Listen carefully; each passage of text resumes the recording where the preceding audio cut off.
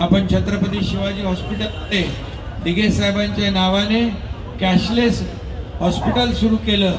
त्याच्यामध्ये कार्डिओलॉजी आणि यूरोलॉजी दोन्ही डिपार्टमेंट आपण सुरू केले आणि राज्यामध्ये देखील अनेक योजनांना धर्मवीर आनंद दिघे साहेबांचं नाव देण्याची संधी आपल्याला मिळाली।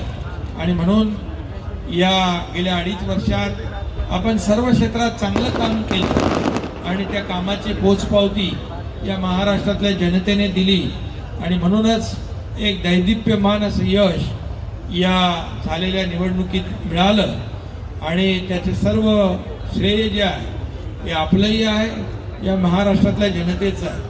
आणि म्हणून या पुढच्या काळात देखील चांगलं काम या राज्याच्या सर्वांगीण विकासासाठी आपल्या महायुतीकडून होईल। आणि अशा प्रकारचं खरं म्हणजे अनेक लोकांना अनेक प्रश्न आहेत, परंतु मला तर एवढंच वाटतं की या राज्यामध्ये आपण जे काय यश दिलेलं आहे यामुळे आणखी आपली जबाबदारी वाढलेली आहे। आणि खऱ्या अर्थाने मी काम करत असताना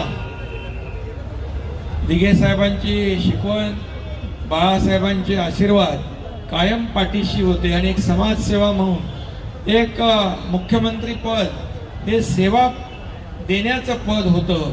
आणि म्हणून मला काय मिळालं यापेक्षा या महाराष्ट्राला मी काय देणार आहे, या महाराष्ट्रातल्या जनतेच्या मनामध्ये जीवनामध्ये सुख समृद्धी आनंद कसा आणता येईल या दृष्टीने आपण सगळेजण प्रयत्न करूया।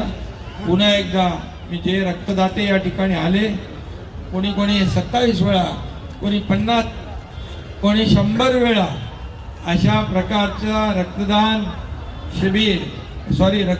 केलं आणि त्यांना रक्तकर्ण पुरस्कार देखील या ठिकाणी प्राप्त झालेला आहे।